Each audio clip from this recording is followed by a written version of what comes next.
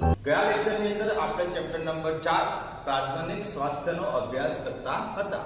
હવે ગયા લેક્ચરમાં આપણે આ ચેપ્ટરની પ્રસ્તાવના ભણ્યા હતા અને તેની સાથે વસ્તીમાં જે ઝડપથી વૃદ્ધિ થઈ રહી છે તે વૃદ્ધિ અને તેના આધારે કઈ કઈ સમસ્યાઓ ઉદ્ભવી શકે તેનો આપણે અભ્યાસ કર્યો હતો. હવે આજે આપણે વસ્તી નિયંત્રણના ઉપાયો ભણવાના છે. તો વસ્તી નિયંત્રણમાં આપણે ભણવાનું આવશે ગર્ભ અવરોધન પદ્ધતિ. વસ્તી નિયંત્રણમાં આપણે ભણવાનું આવશે ગર્ભ અવરોધન પદ્ધતિ. જો પ્રજનનની ક્રિયા થાય, પ્રજનન અથવા એના આપણે મૈથુન કે સંવનન શબ્દ પ્રયોગ કરીએ કે પ્રજનનની ક્રિયા થાય પણ શુક્રકોષ અંડકોષ સાથે ન જોડાય, મતલબ શુક્રકોષ અને અંડકોષ ભેગા ન થાય તો ગર્ભ રચાતો નથી. મતલબ ગર્ભ અવરોધન એ એવી પદ્ધતિઓ છે જે શુક્રકોષને અંડકોષ સાથે જોડાતા અથવા એમને ભેગા થતા અટકાવે છે. તો ગર્ભ અવરોધનમાં આપણે કઈ કઈ પદ્ધતિનો અભ્યાસ કરવાનો છે? એક તો ગર્ભ અવરોધનની ભૌતિક પદ્ધતિઓ, ત્યારબાદ ગર્ભ અવરોધનની રાસાયણિક પદ્ધતિઓ, ત્યારબાદ આઈયુડીએસ જે છે એને આંતર ગર્ભાશયના ઉપાયો પણ કહીએ છે. આઈયુડીએસ ને આંતર ગર્ભાશયના ઉપાયો તરીકે પણ ઓળખવામાં આવે છે. ત્યારબાદ ગર્ભ અવરોધનની અંતઃસ્ત્રાવી પદ્ધતિઓ, ત્યાર પછી છે બંધીકરણ અને લાસ્ટમાં આપણે ભણવાની આવશે કુદરતી પદ્ધતિઓ. તો આટલી આપણને ગર્ભ અવરોધન પદ્ધતિઓ વારાફરતી ભણવાની છે. જેમાંની સૌથી પહેલી પદ્ધતિ આપણે ભણીએ ભૌતિક પદ્ધતિ.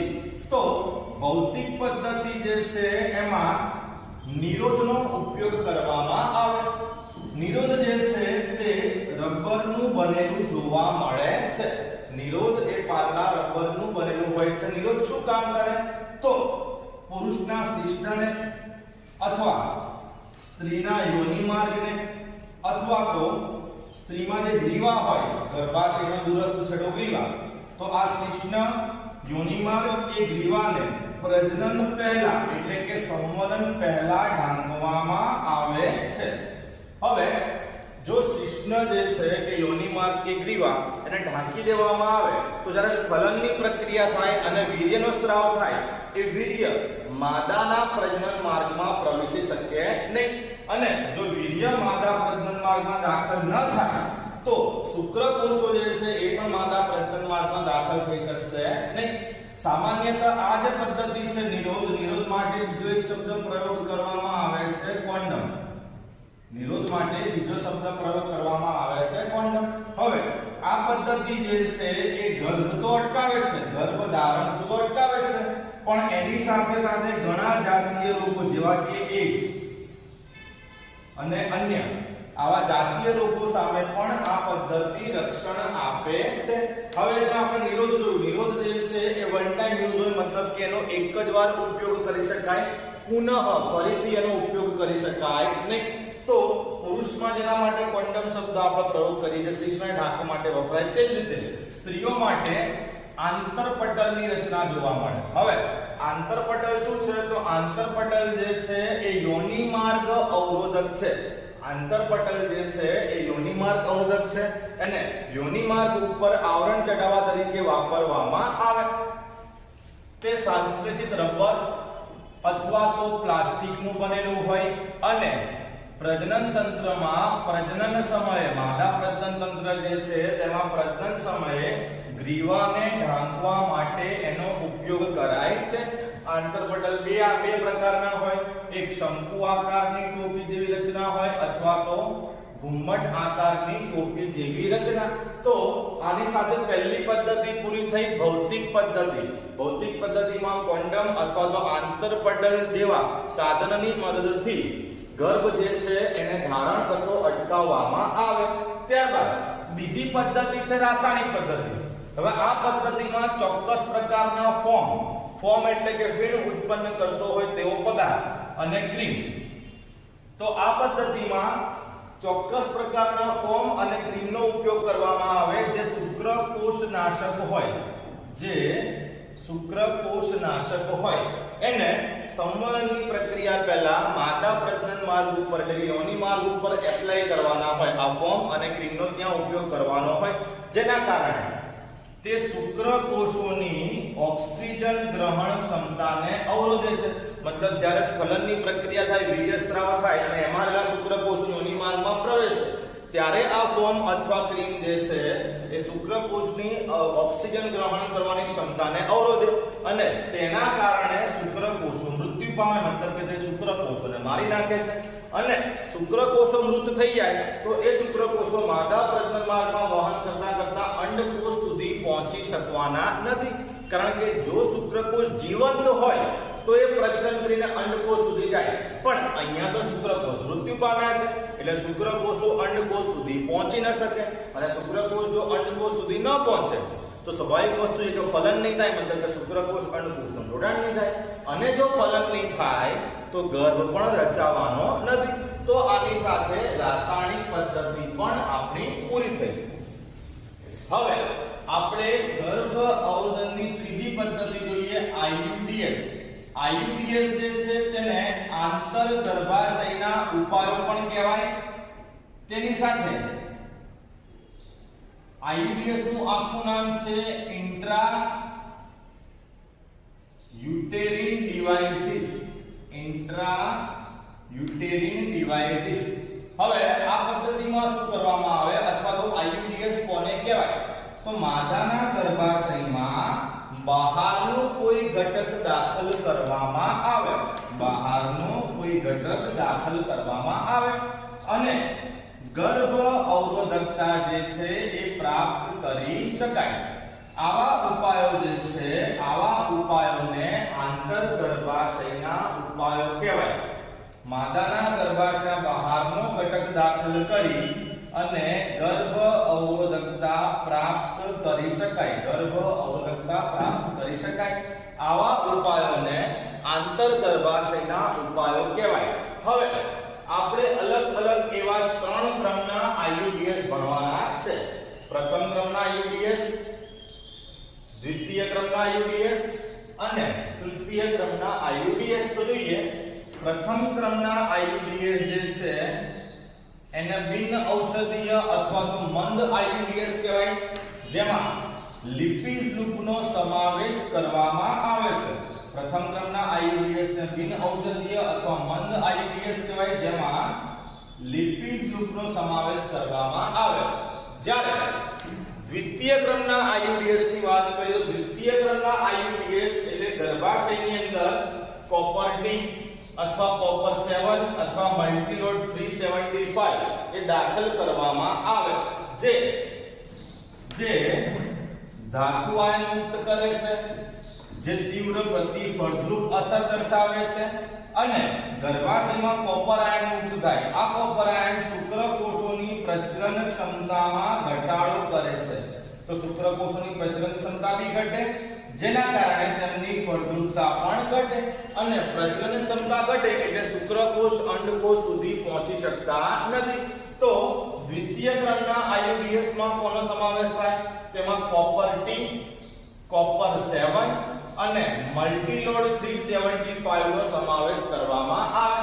જ્યારે તૃતીય ક્રમના IUDS છે એ ગર્ભાશયમાં અંતઃસ્ત્રાવ મુક્ત કરે છે એટલે એને અંતઃસ્ત્રાવી IUDS પણ કહેવાય. હવે તેઓ ગર્ભાશયના અસ્તર ઉપર સીધી અસર દર્શાવે, જેમ કે ગર્ભાશયને ગર્ભ સ્થાપન માટે તૈયાર રાખતા નથી. એટલે કે ગર્ભાશય ગર્ભ સ્થાપન કરી શકે એવી અવસ્થામાં એને રહેવા દેતા નથી. અને બીજું, શુક્રકોષ માટે પણ તે પ્રતિકૂળ હોય છે, જેના કારણે શુક્રકોષ અંડકોષ જોડાઈ શકતા નથી અને ફલન થતું નથી. ફલન ન થાય એટલે ગર્ભ પણ રચાતો નથી. તો અંતઃસ્ત્રાવી IUDS કે તૃતીય ક્રમના IUDS માં પ્રોજેસ્ટેરોન અને LNG20 વગેરેનો સમાવેશ કરવામાં આવે છે. તૃતીય ક્રમના IUDS ના એક્ઝામ્પલ આપો તેમાં આવશે પ્રોજેસ્ટેરોન અને LNG20. બીજું, આ બધા ઉપાયો એવા છે જેમ કે IUDS. તો IUDS માં જે તે સાધન જેમ કે કોપર ટી કે કોપર 7 કે મલ્ટીલોડ 375 એ માદાના ગર્ભાશયમાં દાખલ કરવામાં આવે એટલે એ દરમિયાન તે ગર્ભ ધારણ કરી શકતા નથી. પણ જો દંપતીને ગર્ભ ધારણ કરવાની ઈચ્છા હોય ત્યારે ગર્ભાશયમાંથી આ સાધનને દૂર પણ કરી શકાય છે. એનો અર્થ એવો થયો કે જે સમયે ગર્ભ ધારણ નથી કરવો તે સમય દરમિયાન આ પદ્ધતિનો ઉપયોગ કરવામાં આવે, અને જો ફરીથી ગર્ભ ધારણ કરવાની ઈચ્છા હોય તો આંતરગર્ભાશયના ઉપાયોને દૂર પણ કરી શકાય છે. એટલે કે બે બાળકો વચ્ચે અંતર રાખવા માટેની શ્રેષ્ઠ પદ્ધતિ IUDS છે, કારણ કે IUDS થી કોઈ પણ પ્રકારની આડઅસર જોવા મળતી નથી. તો આપણને MCQ માં પૂછાઈ શકે, સૌથી વધારે MCQ આ પૂછાય કે પ્રથમ ક્રમના IUDS માં કોનો સમાવેશ થાય, દ્વિતીય ક્રમના IUDS માં કોનો સમાવેશ થાય, તૃતીય ક્રમના IUDS માં કોનો સમાવેશ થાય, અથવા તો બે બાળકો વચ્ચે અંતર રાખવા માટેની શ્રેષ્ઠ પદ્ધતિ કઈ, તો એમાં IUDS નો ઉલ્લેખ કરવામાં આવે. તો આની સાથે IUDS પણ પૂરું થયું. હવે આપણે ગર્ભ અવરોધન માટેની અંતઃસ્ત્રાવી પદ્ધતિનો અભ્યાસ કરીએ. તો ગર્ભ અવરોધનની અંતઃસ્ત્રાવી પદ્ધતિ જે છે તે વધુ અસરકારક ગર્ભ અવરોધન પદ્ધતિ છે. આ પદ્ધતિમાં ઇસ્ટ્રોજન અને પ્રોજેસ્ટેરોન જે છે એ બંનેને સંયુક્ત રીતે સંયુક્ત રીતે ગોળીના સ્વરૂપમાં મુખ વડે એટલે કે મોં વાટે લેવામાં આવે છે, અને આવી ગોળીઓ કે આવી દવા જે છે તેને પિલ્સ તરીકે ઓળખવામાં આવે છે. હવે પિલ્સ ક્યારે લેવામાં આવે, તો ઋતુસ્ત્રાવના 7 દિવસ દરમિયાન એ લેવામાં આવતી નથી. ઋતુસ્ત્રાવના 7 દિવસને બાદ કરતા ઋતુચક્ર જે છે એમાં જે સમયગાળા દરમિયાન માસિક સ્ત્રાવ એટલે કે ઋતુસ્ત્રાવ જોવા મળે એ ઋતુસ્ત્રાવના 7 દિવસને બાદ કરતા ઋતુચક્રના 5મા દિવસથી શરૂ કરી અને સતત 21મા દિવસ સુધી એને મુખ વડે લેવામાં આવે છે. પિલ્સ ક્યારે લેવામાં ન આવે, તો માસિક સ્ત્રાવ કે ઋતુસ્ત્રાવના એ 7 દિવસ દરમિયાન એને લેવામાં આવતી નથી. એને બાદ કરીને 5મા દિવસથી શરૂ કરી ઋતુચક્રના 5મા દિવસથી શરૂ કરી 21મા દિવસ સુધી તેને મુખ વડે લેવામાં આવે છે. હવે કાર્ય શું કરે, તો અંડપિંડમાંથી તે અંડકોષને મુક્ત થતો અટકાવે. અંડપિંડમાંથી અંડકોષને મુક્ત થતો અટકાવે એટલે અંડપિંડમાંથી અંડકોષ મુક્ત ન થાય. બીજું, ગર્ભાશયનો દૂરસ્થ છેડો એટલે ગ્રીવા, એ ગ્રીવાનું જે શ્લેષ્મ છે એ શ્લેષ્મને જાડું અને અક્રિયાશીલ બનાવે, જેના કારણે શુક્રકોષોનો પ્રવેશ પણ અટકે. તો એક, અંડપિંડમાંથી અંડકોષો મુક્ત ન થયા, અને બીજું, ગ્રીવાનું શ્લેષ્મ જાડું થવાને કારણે શુક્રકોષો પણ અંદર પ્રવેશી શક્યા નહીં. તો બંને સંજોગોમાં શુક્રકોષ કે અંડકોષ ભેગા થવાની કોઈ સંભાવના નથી, એટલે ફલન થવાનું નથી. તે જ રીતે અંતઃસ્ત્રાવી પદ્ધતિમાં પિલ્સ સિવાય બીજી એક ટેબ્લેટ છે સહેલી. હવે સહેલી જે છે એ સંપૂર્ણતઃ ભારતમાં બનેલી અને બિન સ્ટીરોઇડલ બનાવટ છે. સહેલી એ બિન સ્ટીરોઇડલ બનાવટ છે. CDRI નામની સંસ્થા દ્વારા બનાવવામાં આવ્યું છે. CDI નું ફૂલ ફોર્મ છે central drugs research institute. Central drugs research institute, અથવા તો આને કેન્દ્રીય ઔષધ સંશોધન સંસ્થા પણ કહે છે. કેન્દ્રીય ઔષધ સંશોધન સંસ્થા પણ કહે છે. તો આ CDRI જે લખનૌમાં આવેલી છે એ સંસ્થા દ્વારા સ્ટીરોઇડલ બિન સ્ટીરોઇડલ બનાવટ સહેલી બનાવવામાં આવી.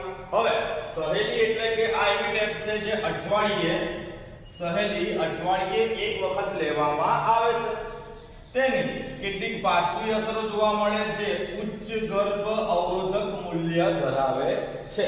હવે તેને પ્રોજેસ્ટેરોન અને ઇસ્ટ્રોજન સાથે ઇન્જેક્શન વડે સ્ત્રીને આપવામાં આવે. પ્રોજેસ્ટેરોન અને ઇસ્ટ્રોજનની સાથે ઇન્જેક્શન વડે સ્ત્રીને આપવામાં આવે, અથવા તો ત્વચાની અંદર એટલે કે ચામડીમાં તેનું આરોપણ કરવામાં આવે છે. તો સહેલી જે છે યા તો પ્રોજેસ્ટેરોન અને ઇસ્ટ્રોજનની સાથે ઇન્જેક્ટ કરવામાં આવે અથવા તો ચામડીમાં એનું આરોપણ કરવામાં આવે. હવે તે દવાની જે ક્રિયાવિધિ હોય તેવી જ ક્રિયાવિધિ દર્શાવે છે, મતલબ દવાને મળતી જ ક્રિયાવિધિ સહેલી પણ દર્શાવે, પણ સહેલીની અસર લાંબો સમય સુધી જોવા મળે છે અને બળાત્કાર અથવા તો અસુરક્ષિત સમાગમ થયું હોય તો એના 72 કલાક સુધીમાં આ ઇસ્ટ્રોજન અને પ્રોજેસ્ટેરોનની ગોળી સંયુક્ત રૂપે લેવામાં આવે તો અસુરક્ષિત ગર્ભ સ્થાપન કે ગર્ભ ધારણ થતું અટકાવી શકાય છે. બળાત્કાર અને અસુરક્ષિત સમાગમના 72 કલાકમાં જો અંતઃસ્ત્રાવી IUDs નો પ્રયોગ થાય તો જે ગર્ભ અવરોધક તરીકે એ અસરકારક કાર્ય કરે છે, મતલબ કે ગર્ભ બનતો અટકાવે છે, ફલનની ક્રિયા રોકવામાં તે અગત્યની ભૂમિકા ભજવે છે. તો આની સાથે ગર્ભ અવરોધનની અંતઃસ્ત્રાવી પદ્ધતિ પણ પૂર્ણ થઈ. હવે આપણે વંધીકરણનો અભ્યાસ કરીએ. તો વંધીકરણ જે છે તે એક સર્જિકલ પદ્ધતિ છે, એટલે કે આમાં એક નાનકડી શસ્ત્રક્રિયા કરવામાં આવે.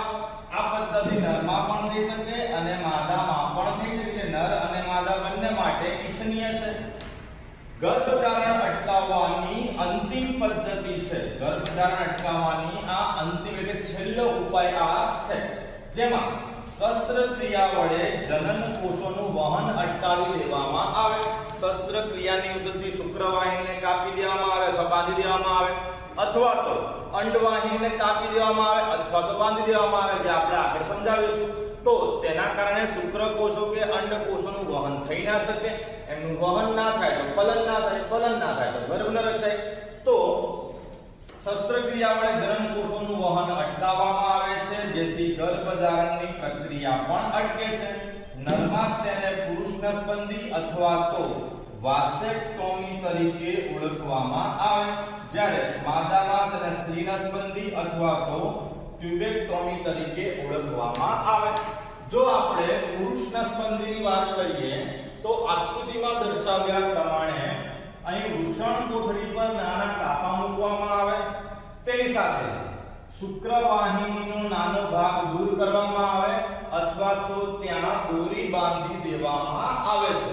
ત્યારબાદ સ્ત્રીનસબંધીની વાત કરીએ તો અહીં ઉદર પર નાના કાપા મૂકવામાં આવે, તેમજ અંડવાહિનીનો નાનો ભાગ દૂર કરવામાં આવે અથવા તો અંડવાહિનીનો એ ભાગ દોરીથી બાંધી દેવામાં આવે. હવે આ પ્રક્રિયા કરવાને કારણે પુરુષનસબંધી કરવામાં આવે તો તેમાં શુક્રકોષનું વહન અટકી જશે, અને જો સ્ત્રીમાં નસબંધી કરવામાં આવે તો તેમાં અંડકોષનું વહન અટકી જશે. બંને સંજોગોમાં ફલન થઈ શકવાનું નથી, અને ફલન નહીં થાય તો ગર્ભ પણ રચાશે નહીં. તો આની સાથે ગર્ભ અવરોધન માટેની વંધીકરણ પદ્ધતિ પણ પૂરી થઈ. હવે ગર્ભ અવરોધનમાં માત્ર આપણે એક છેલ્લી પદ્ધતિ બાકી રહી, જે છે કુદરતી પદ્ધતિઓ. તો હવે આપણે ગર્ભ અવરોધનની કુદરતી પદ્ધતિઓનો અભ્યાસ કરીએ. આ પદ્ધતિ જે છે તે શુક્રકોષ અને અંડકોષને, આ પદ્ધતિ અંડકોષ અને શુક્રકોષને ભેગા થતા વંચિત રાખવાના સિદ્ધાંત પર કાર્ય કરે છે. મતલબ એવા કુદરતી ઉપાયનો ઉપયોગ કરવો જે દરમિયાન શુક્રકોષ અંડકોષ ભેગા થઈ શકે નહીં. તો કુદરતી પદ્ધતિમાં આપણે પહેલું ભણવાનું છે નિયતકાલીન સંયમ. તો આ પદ્ધતિમાં દંપતીએ ઋતુચક્રના 10 થી 17 દિવસ દરમિયાન, ઋતુચક્રના 10મા દિવસથી લઈને 17મા દિવસ દરમિયાન કે જ્યારે અંડપાક અપેક્ષિત હોય ત્યારે પ્રજનનથી દૂર રહેવું જોઈએ, એટલે કે સંયમ રાખવો જોઈએ. ઋતુચક્રમાં 10મા દિવસથી લઈને 17મા દિવસ સુધીનો સમયગાળો એ રીતનો સમયગાળો છે જે દરમિયાન અંડપિંડમાંથી અંડકોષ મુક્ત થઈને અંડવાહિનીમાં આવશે, જેને આપણે અંડપતન કહીએ છીએ. તો આ તબક્કા દરમિયાન એટલે કે આ 10 થી 17 દિવસ દરમિયાન ગર્ભ રચાવાની શક્યતા સૌથી વધુ હોય છે. માટે આ 10 થી 17 દિવસ દરમિયાન જો પ્રજનનથી એટલે કે સમાગમથી કે મૈથુનથી દૂર રહેવામાં આવે, સંયમ જાળવવામાં આવે તો ગર્ભ રચાવવાની શક્યતાઓ ઓછી છે. ત્યારબાદ બીજું જે છે તે છે હટાવી લેવું અથવા તો સમાગમ અટકાવવું. હવે આમાં શું થાય કે મૈથુન ક્રિયા દરમિયાન કે સંવનન દરમિયાન નર સાથી જે છે તે સ્ખલન પહેલા એટલે કે વીર્યસ્રાવ થવાનો હોય તે પહેલા જ શિશ્નને યોનિ માર્ગમાંથી બહાર કાઢી લેશે અને તેના કારણે ગર્ભ રચાવાની શક્યતાઓ જે છે એ ઘટી જાય છે. ખાસ યાદ રાખજો, આ બંને પદ્ધતિ જે છે એમાં 100% ગર્ભ અવરોધન થશે તેવી સંભાવનાઓ ખૂબ ઓછી છે.